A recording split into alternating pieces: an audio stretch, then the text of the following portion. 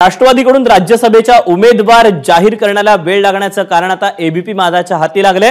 राष्ट्रवादीचे राष्ट्रीय अध्यक्ष अजित पवार, कार्याध्यक्ष प्रफुल्ल पटेल आणि प्रदेशाध्यक्ष सुनील तटकरे यांच्याकडून शरद पवार गटातील बडा चेहरा राज्यसभेवर पाठवण्यासाठी प्रयत्न सुरू होते आणि शेवटच्या क्षणापर्यंत शरद पवार गटातील त्या बड्या नेत्याशी राष्ट्रवादी काँग्रेस पक्षाकडून बोलणी सुरू होती। मात्र शेवटच्या क्षणापर्यंत प्रयत्न करून देखील संबंधित व्यक्तीने तयारी न दर्शवल्याने अखेर प्रफुल्ल पटेल यांचं नाव पक्षाकडून घोषित करण्यात आलं।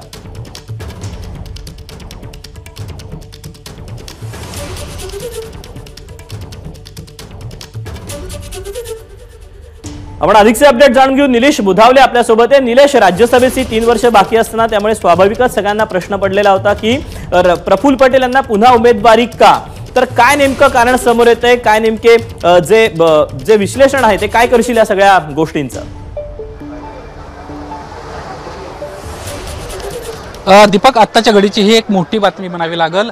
आपण पाहतोय मागच्या 7 ते 8 दिवसांपासून राष्ट्रवादी काँग्रेस पक्षामध्ये सातत्याने वेगवेगळ्या बैठका पार पडत होत्या आणि कोण कोण उमेदवार असणार याबद्दल सातत्याने चर्चा होत होती। जवळपास 12 जणांना राष्ट्रवादी काँग्रेस पक्षाकडे म्हणजे राष्ट्रीय अध्यक्ष अजित पवार यांच्याकडे आपली उमेदवारी द्यावी अशा संदर्भामध्ये शिष्टमंडळ येऊन भेटून गेली होती। मात्र अखेरच्या क्षणी जर आपण पाहिलं तर अचानक एक अनपेक्षित नाव समोर आलेलं आहे। खरं तर प्रफुल्ल पटेल यांची राज्यसभेची अजूनही 4 वर्षे शिल्लक आहेत। 2028ला राज्यसभेतून ते निवृत्त होणार आहेत। हे होत असताना देखील प्रफुल्ल पटेल यांचंच का नाव देण्यात आलं ही बाब ज्यावेळेस पाहण्याचा प्रयत्न केला त्यावेळेस अतिशय महत्त्वाची बाब एबीपी माझाच्या हाती लागलेली आहे। राष्ट्रवादी काँग्रेस पक्षाकडून शरद पवार गटातील एका बड्या नेत्याला आपल्या सोबत घेण्यासंदर्भामध्ये प्रयत्न सुरू होते।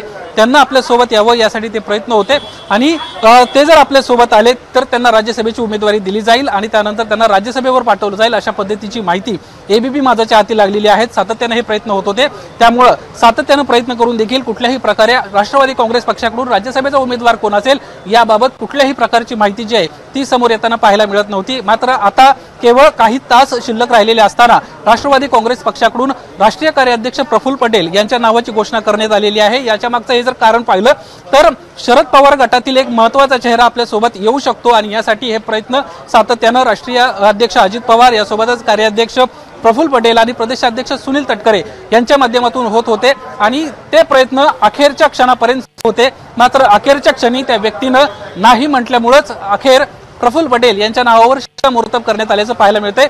काहीच वेळापूर्वी याच ठिकाणी प्रदेशाध्यक्ष सुनील तटकरे यांनी महाराष्ट्र पत्रकार परिषद घेतली आणि त्या पत्रकार परिषदेमध्ये आपला राज्यसभेचा उमेदवार हे राष्ट्रीय कार्याध्यक्ष प्रफुल्ल पटेल असतील याची घोषणा केली। खरं याच सगळ्या विषयाच्या अनुषंगाने ज्यावेळेस माहिती घेण्याचा प्रयत्न होत होता त्यावेळी अनेक जे उमेदवार आहेत त्यांच्याबाबत देखील त्यांच्याशी बोलणं सुरू होतं। त्यावेळेस त्यांच्या वतीनं माहिती देण्यात आली की कुठल्याही प्रकारे आम्हाला या बाबतची माहिती नाहीये, अखेरच्या क्षणी आम्हाला निर्णय आमचा जाहीर केला जाईल, आम्हाला उमेदवारी जाहीर केली जाईल अशा आपण पाहिलं की प्रफुल्ल पटेल यांची ही उमेदवारी जाहीर झाली आणि त्यानंतर सर्वांनाच आश्चर्य व्यक्त केल्याचं आपल्याला पाहायला मिळालं।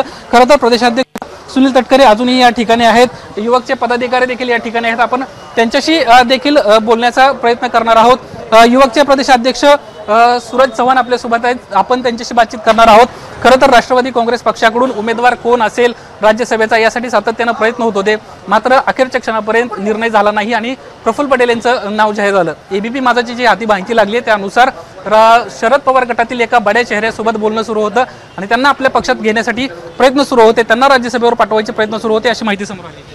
नाही, पक्षाच्या वरिष्ठ पातळीवर काय चर्चा झाल्या त्याबद्दल मला अधिकची माहिती नाही, परंतु प्रफुल्ल पटेल साहेबांसारखा अनुभवी माणूस परत त्या सभागृहात राहावा यासाठी जे काही तांत्रिक अडचणी येत होत्या ते सारून आज एक अनुभवी व्यक्ती परत राज्यसभेवर जातो याचा आम्हाला अभिमान आणि आनंद आहे। 4 वर्ष त्यांची बाकी असताना हा निर्णय घेण्यात येत होता आणि त्यामुळे आश्चर्य व्यक्त करण्यात येत होतं।